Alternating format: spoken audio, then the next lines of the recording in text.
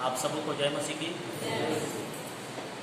आइए इस समय हम प्रभु के संदेश में जाएं और संदेश में जाने से पहले हम छोटी सी प्रेयर करेंगे, अपने आप को तैयार करेंगे।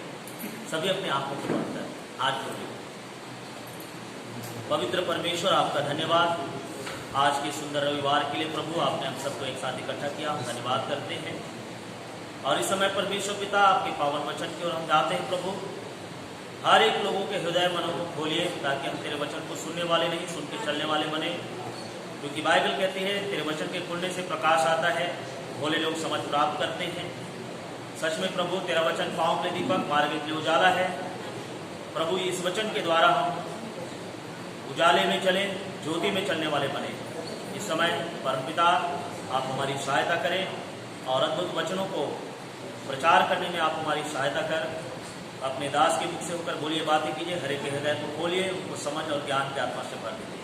अब एकमात्र उद्धारकर्ता स्वामी मसीह यीशु नासरी के नाम से प्रार्थना मांगता हूँ पिता, सुन दया से कबूल करें। सब मिलके कहें आमीन।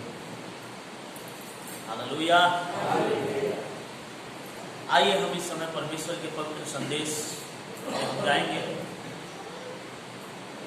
और आज के रविवार उत्तरवादी पाठ में अपने हम भजन संहिता 101 अध्याय का 1 से 8 वचन तक पढ़े हैं। इस समय हम परमेश्वर के पवित्र संदेश में जाते हैं। आज का विषय होगा एकांत की प्रार्थना जरूरी है। एकांत की प्रार्थना जरूरी है। सच में हमें एकांत की प्रार्थना बहुत आवश्यक है, बहुत जरूरी है। क्योंकि प्रभु यीशु मसीह भी स्वयं एकांत में वो प्रार्थना किया करता था। हालेलुया। प्रभु यीशु मसीह क्या करता था? एकांत में वो प्रार्थना करता था। ज्यादातर प्रार्थना प्रभु यीशु मसीह अकेले पहाड़ों पर चढ़ के प्रार्थना किया करता था, एकांत में। एकांत का मतलब बिल्कुल शांत वातावरण। जो शांत है, ऐसे वातावरण में प्रभु यीशु मसीह प्रार्थना किया करता था। हालेलुया। आज वही एकांत हमें भी चाहिए। हम भी जब अपने परमेश्वर के चरणों में आते हैं, एकांत में हम प्रभु के सामने बैठे, एकांत की प्रार्थना में हम बैठे प्रभु के सामने। अब वो परमेश्वर हमारी प्रार्थनाओं को सुनकर हमें आशीषों से भरे। हालेलुया। जैसा कि हम मरकुस की किताब अध्याय 1 वचन 35 को पढ़ते हैं, तो वहां पर कुछ ये लिखा है। चलिए मरकुस अध्याय 1 और उसका वचन 35 को हम पढ़ते हैं। भोर को दिन निकलने से बहुत पहले वह उठकर निकला और एक जंगली स्थान में गया और वहां प्रार्थना करने लगा। देखिए, सवेरे, भोर का मतलब है सवेरे। प्रभु यीशु मसीह दिन निकलने से पहले ही, बहुत पहले वो उठकर निकला। सवेरे ही प्रभु यीशु मसीह दिन निकलने से पहले वो उठकर निकला और एक जंगली स्थान में गया। कौन सी स्थान में चला गया? जंगल का स्थान था, वहां चला गया और वहां प्रार्थना करने लगा। हालेलुया। वो जंगली स्थान में गया और वहां वो प्रार्थना करने लगा। वो स्थान एकांत स्थान है। और प्रायः हम बाइबल देखें प्रभु यीशु मसीह की प्रार्थना के विषय में, तो ज्यादातर वो प्रार्थना के लिए एकांत ही स्थान पे जाया करता था, पहाड़ों पे जाया करता था, जंगलों स्थान पर जाया करता था और उधर ही वो प्रार्थना किया करता था। आज परमेश्वर हमें इस प्रार्थना के विषय में हमें समझाना चाहता है कि हमें भी एकांत आवश्यक है। इसीलिए प्रभु यीशु मसीह ने प्रार्थना के विषय में जब चेलों को सिखाया, तो उन्होंने एक वचन कहा। हम प्रार्थना के विषय में हम वचन जानते हैं। मत्ती की किताब अध्याय 6 में आप देख सकते हैं। मत्ती रचित सुसमाचार अध्याय 6 और वचन 5 से जब हम 15 तक पढ़ते हैं, तो यहाँ पर प्रभु यीशु मसीह ने बहुत अच्छा रीति से प्रार्थना सिखाया। लिखा है, जब तू प्रार्थना करे तो कपटियों के समान न हो, क्योंकि लोगों को दिखाने के लिए आराधनालयों में और सड़कों के मोड़ों पर खड़े होकर प्रार्थना करना उनको अच्छा लगता है। देखिए, प्रभु यीशु मसीह कहता है जब तू प्रार्थना करे तो कपटियों के समान न हो। कपटियों के समान नहीं होना चाहिए तुम्हारी प्रार्थना, क्योंकि लोगों को दिखाने के लिए, कपटी का काम क्या रहता है? लोगों को दिखाना कि देख मैं घंटों प्रार्थना करता हूँ, देख मैं 1 घंटे बैठा रहता हूँ, 4 घंटे बैठा रहता हूँ। दिखाने की प्रार्थना। कपटी लोग और कैसा करते हैं? आराधनालयों में दिखा रहे हैं, सड़क के मोड़ों पर बैठे रहेंगे, घुटना टेकेंगे, सड़क के मोड़ों पर बैठा रहता है। दिखाने के लिए कि मैं कितना बड़ा भक्त हूँ, मैं कितना धर्मी आदमी हूँ।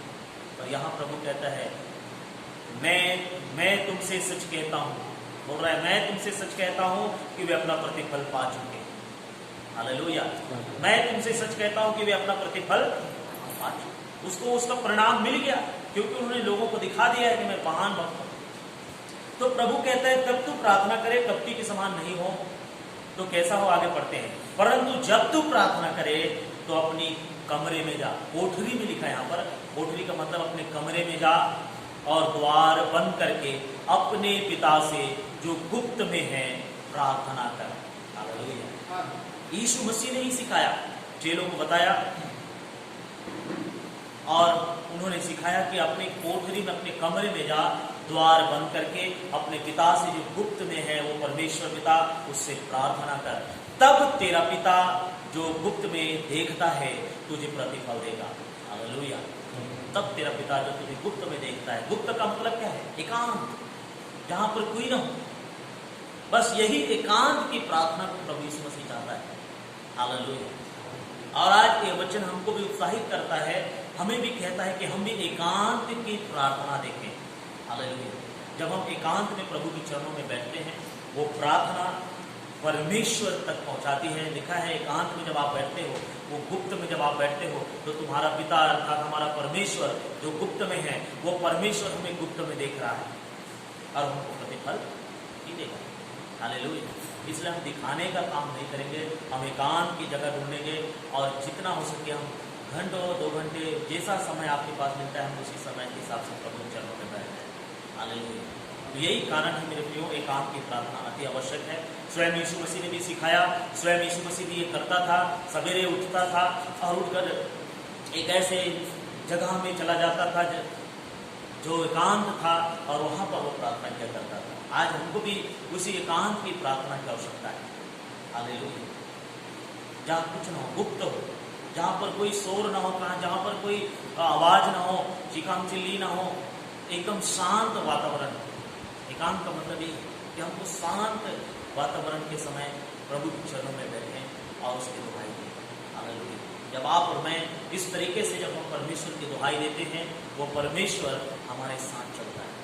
हालेलुया। वो परमेश्वर हमको भरपूर जीवन देता है।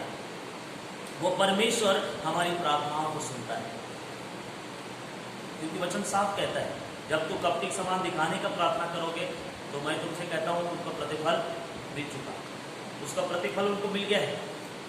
पर जो प्रभु एकांत में गुप्त में प्रार्थना करता है, प्रभु कहता है उसका प्रतिफल परमेश्वर गुप्त में उसे देख रहा है, वो देगा। हालेलुया। तो इसलिए हम एकांत की प्रार्थना को चुनें, जितना हो सके हम प्रभु के लिए समय निकालें। और प्रभु यीशु मसीह के बारे में पढ़ते हैं तो वो सूर्य निकलने से पहले उठ जाता था और प्रार्थना किया करता था। हालेलुया। हम भी कुछ ऐसा प्रयास करें कि हम सवेरे उठें। वचन भी कहता है, प्रभु परमेश्वर भी कहता है, उत्पत्ति से ही कह रहा है, परमेश्वर दिन के ठंडे समय में आदम और हवा से मिलने आया करता था। ये दिन का ठंडे समय वही समय है, सुबह और शाम का समय है, जिसमें हमको हमारा प्रभु हमसे मिलने आया करता है। इसलिए हम उस समय को परमेश्वर के बांधे और उस परमेश्वर से दिन के ठंडे समय में मिलने आए। हालेलुया। हम उससे मिले, उसके साथ बैठे, प्रार्थना करें, सवेरे एकांत में प्रभु के चरणों में बैठे और उससे प्रार्थना करें। यही परमेश्वर चाहता है। हालेलुया। इसलिए मेरे प्रियो, एकांत की प्रार्थना हमें प्रभु तक पहुंचाती है। कहाँ पहुंचाती है? प्रभु तक। हालेलुया। वो एकांत की प्रार्थना में प्रभु के निकट पहुंचाती है। इसलिए उस प्रार्थना में हमें प्रभु के पास आना है, क्योंकि प्रार्थना का मतलब ही हम सब जानते हैं। प्रार्थना मतलब हम परमेश्वर से बातें करना।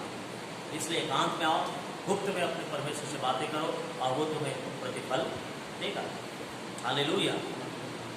देखिए, प्रार्थना ठीक है, हम एकांत में बैठेंगे, पर हमारी प्रार्थनाओं में क्या क्या होना चाहिए? प्रार्थना के मैं 6 तरीके बता रहा हूं। प्रार्थना के 6 तरीके। सबसे पहला तरीका है, प्रार्थना आपकी पवित्र होना चाहिए। जैसे अय्यूब अध्याय 16 वचन 17 देखिए। अय्यूब अध्याय 16 वचन 17।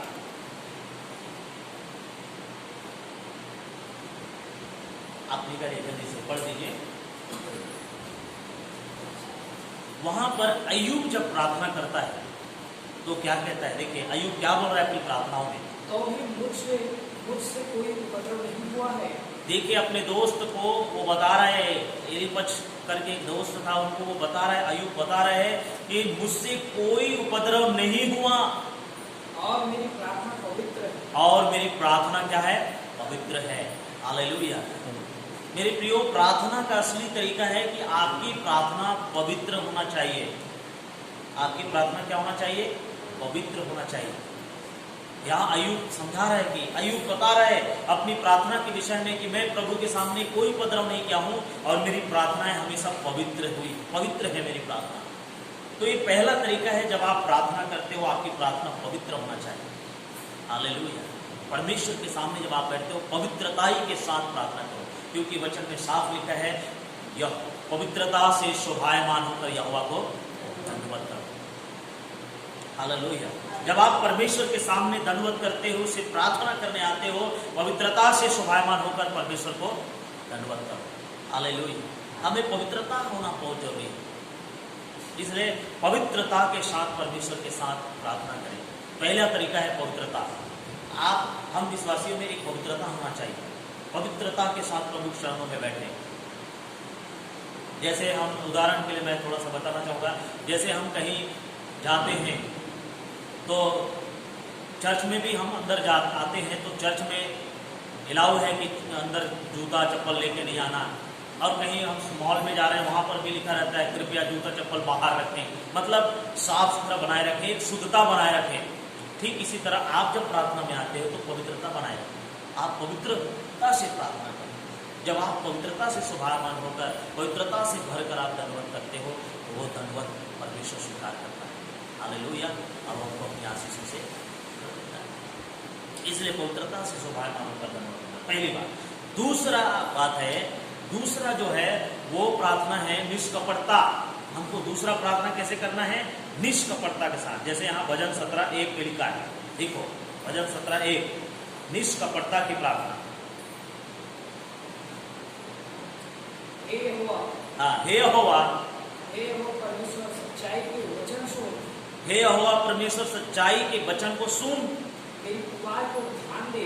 मेरी पुकार की ओर ध्यान दे। यहाँ पर भजनकार बोल रहा है, हे यहोवा मेरी सच्चाई की पुकार को सुन। हाँ, मेरी प्रार्थना की ओर जो निष्कपट मुंह से निकलती है, मेरी प्रार्थना जो निष्कपट मुंह से निकलती है उसका पर कान लगा। हालेलुया। क्या लिखा है? 17:1 भजनकार प्रार्थना कर रहा है, मेरी प्रार्थना की ओर ध्यान दे परमेश्वर, हे यहोवा, और मेरे मुंह से जो निष्कपट मुंह से मेरी जो प्रार्थना होती है उस पर कान लगा। हालेलुया। मेरे प्रियो, परमेश्वर का आवाज, परमेश्वर का जो वचन है वो निष्कपट मुंह से हमारे लिए निकलता है। हालेलुया। इसलिए आज दाऊद निष्कपट मुंह से प्रार्थना कर रहा है, उसके मुंह में कोई कपट नहीं। यदि कुछ भी चीज वो प्रार्थना में मांग रहा है तो कपट से उन्होंने नहीं मांगा, छल से उन्होंने नहीं मांगा, हमेशा पूरे मन से मांगा, पूरे विश्वास से मांगा। हालेलुया। इसलिए कपट भावना से हम, निष्कपट भावना से हम प्रार्थना करें, कपट के भावना से हम प्रार्थना न करें। हालेलुया। यहाँ पर दाऊद बता रहा है कि उनकी प्रार्थना में क्या है? निष्कपटता पाई जा रही है। हालेलुया। उसकी प्रार्थना में निष्कपटता है।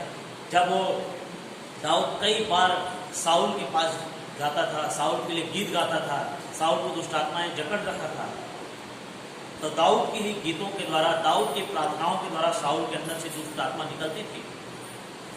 यदि वो चाहता तो वो निष्कपट भाव से भी वो कर सकता था, और निष्कपट भाव से यदि वो गीत गाता, निष्कपट भाव से यदि साउल के लिए प्रार्थना करता तो दुष्ट आत्मा उनके जीवन से नहीं भागता। पर दाऊद ने ऐसा नहीं किया। दाऊद हमेशा निष्कपट मुंह से वो पुकारता था, निष्कपट मुंह से, बिना छल कपट, बिना कुछ छल के, बिना कुछ बैरभाव के उन्होंने प्रार्थना किया। पर साउल ने क्या किया? वही उनको बचाता था, दाऊद उनको बचाता था, साउल को उनको दुष्ट आत्माओं से छुड़ाता था उनके गीतों के, उनके प्रार्थना द्वारा। पर साउल ने ही उल्टे दाऊद पर आक्रमण,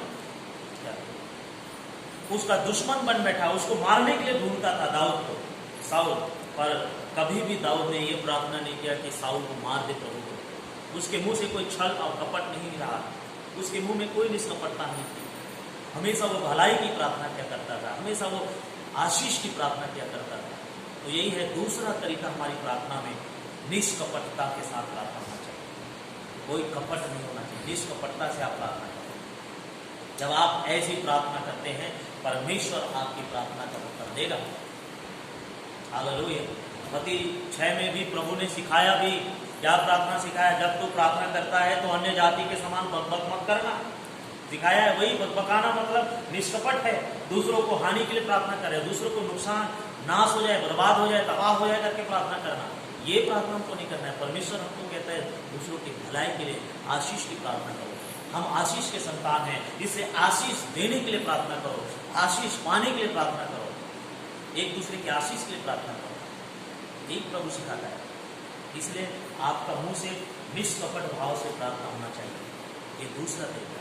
तीसरा तरीका है मत्ती की किताब अध्याय 21 वचन 18 से 22 तक हम जब पढ़ते हैं तो वहां पर एक दिन क्या हुआ, यीशु मसीह को बहुत भूख लगी थी। वो भूख के कारण, काफी जोरों से उनको भूख थी, और उसी भूख के कारण वो उस अंजीर के पेड़ के पास पहुंच गया। और जैसे अंजीर के पेड़ के पास पहुंचा तो देखा उसमें कुछ भी फल नहीं था, अंजीर के पौधे में कुछ भी फल नहीं। तो यीशु मसीह ने उस अंजीर के पेड़ को बोल दिया, अब से तुझ में फल नहीं लगेगा, कोई तेरा फल नहीं खाएगा, अब से तुझ में से कोई फल नहीं लगेगा, तेरा फल को कोई नहीं खाएगा। और उसी घड़ी वो पेड़, वो अंजीर का पौधा क्या हो गया, सूख गया, सूख गया, वो पूरा रीति से सूख गया। और ये सब चीज देख के चेले हैरान, एकदम आश्चर्यचकित हो गए, अरे ये कैसे हो गया, ये कैसे हो गया। तब यीशु मसीह ने बताया, आप निकालिए मत्ती 21:22, और जो कुछ तुम प्रार्थना में विश्वास से मांगोगे, हाँ, जो कुछ तुम प्रार्थना में विश्वास से मांगोगे वह सब तुमको मिलेगा, वो सब तुमको मिलेगा। हालेलुया। यीशु मसीह ने उसको समझाया, बताया, जो कुछ तुम प्रार्थना में विश्वास से मांगो। तीसरा जो तरीका है प्रार्थना का वो है विश्वास। जब आप प्रार्थना में बैठते हो तो विश्वास करो कि प्रभु मैं जिस विषय के लिए प्रार्थना कर रहा हूँ, जिस विषय के लिए मैं पुकार रहा हूँ, उस पुकार को आप पूरा करोगे, मुझे पूरा विश्वास है। हालेलुया। इसलिए ये बातें यीशु मसीह ने वहां पर सिखाया कि तीसरा जो तरीका प्रार्थना का वो है विश्वास के साथ प्रार्थना करना। हालेलुया। जब आप पूरे विश्वास के साथ प्रार्थना करते हो तो लिखा है, जो कुछ तुम प्रार्थना में विश्वास से मांगोगे वो सब तुमको मिलेगा। आमीन। सच में प्रभु हमको सब कुछ विश्वास से, जब हम प्रार्थना में मांगते हैं, सब कुछ हमको देगा। या चेले घबरा गए थे पेड़ सूखने के कारण, देखा अरे बाप रे पेड़ सूख गया। तब यीशु मसीह ने समझाया, यदि तुम्हारा विश्वास अच्छा रखोगे और संदेह नहीं करोगे, तुम इस पेड़ से कहोगे उखड़ के समुद्र में लग जाओ, उधर चला जाएगा, तुम्हारा बात मान ले। यही चीज है तो विश्वास की प्रार्थना। तीसरा जो प्रार्थना है, वो तरीका है, वो है प्रार्थना का तरीका तीसरा है विश्वास के साथ प्रार्थना। हालेलुया। चौथी जो तरीका है प्रार्थना का वो है तीसरा, चौथा जो तरीका है वो है उपवास की प्रार्थना। उपवास प्रार्थना बोलते हैं। हालेलुया। यह है विश्वास की प्रार्थना। अब उपवास की प्रार्थना। हालेलुया। चौथी बात कि हम उपवास के साथ प्रार्थना करें। तो उपवास की प्रार्थना में हम देखते हैं एस्तेर की किताब में, जब एस्तेर की किताब में जब हम पढ़ते तो वहां एक राजा था जिसका नाम था राजा क्षयर्ष, जो 127 प्रांत का एक बड़ा राजा था, एक महान राजा था, हिंदुस्तान का भी वो राजा था। हालेलुया। उसी जमाने की बात है कि वो राजा एक बड़ा सा भोज रखा था, एक बड़ा भोज का कार्यक्रम रखा था। दूर दूर देशों से लोग आए हुए थे, बड़े बड़े राजा, गवर्नर और प्रिंसेस लोग सब आए हुए थे और काफी लोग वहां पर थे। तो उसी टाइम उनके मन में आया कि मेरी रानी जो वस्ती है, उसकी रानी का नाम रानी वस्ती, उन्होंने सोचा कि मेरी रानी वस्ती मेरा आज्ञा का पालन करे। उन्होंने अपनी रानी को आज्ञा दिया कि जाकर सुंदर वस्त्र पहनकर और राजकीय वस्त्र धारण करके लोगों के बीच में आओ। और वो चाहता था कि उसकी सुंदरता सारे लोग देखें। हालेलुया। पर रानी वस्ती ने राजा क्षयर्ष की आज्ञा का उल्लंघन कर दिया, वो आना नहीं चाहा। और इसी बात को लेकर राजा काफी दुखी हुआ। उन्होंने देखा कि मेरी पत्नी मेरी बात नहीं माना, मेरी बात मान के लोगों के बीच में नहीं आया, इसलिए वो काफी दुखी हुआ और क्रोधित भी हुआ। और क्रोधित होकर उन्होंने अपने कई जितने भी वहाँ पर कर्मचारी थे, उनके भविष्य को बताने वाले लोग थे, गुरु लोग थे, मंत्री लोग थे, सारे लोगों से उन्होंने सहमति ली। अलग अलग प्रांतों के लोगों को बुलाकर उन्होंने सहमति ली, क्योंकि राजा क्षयर्ष जो भी काम करता था वो बिल्कुल वचन के अनुसार काम करता था। जैसे हम लोग इधर संसार में संसार का लोग जो भी काम करता है मुहूर्त देख के करता है ना, वैसे ये परमेश्वर के अगुवाई के अनुसार, नीति के अनुसार वो काम करता था। तो उन्होंने बड़े बड़े ज्ञानी लोगों को बुलाया, शास्त्रीय लोगों को बुलवाया और उनसे पूछा कि यदि ये ऐसा काम करता है, राजा का बात नहीं मान रहा है, तो ऐसी स्त्री के लिए क्या किया जाए, उसका क्या नीति है, क्या नियम है। तो कई लोग आए, ढेर सारा बात बताया, पर एक ने उसको नीति का बात बताया कि यदि ऐसा हम यदि उस रानी को रखेंगे तो कल के डेट में अन्य जो और भी राजा लोग हैं, अन्य और भी प्रजा लोग हैं, उनकी पत्नियां भी कहेगी, वो भी घमंड में पड़ जाएगी और अपने अपने पति पर दबाव डालने लगेगी, इसलिए ऐसा करना उचित नहीं है। हालेलुया। तो क्या किया जाए, उन्होंने बताया कि इसके लिए आपको क्या करना होगा, उसको रानी पद से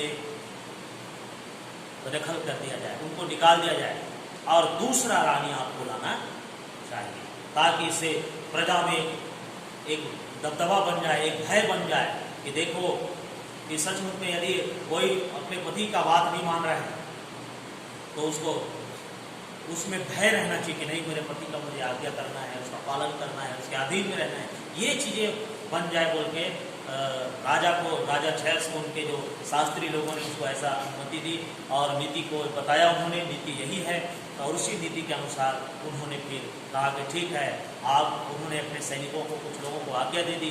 उन्होंने बोला कि तुम लोग सब सुंदर एक स्त्री देखकर राजा के लिए लाओ।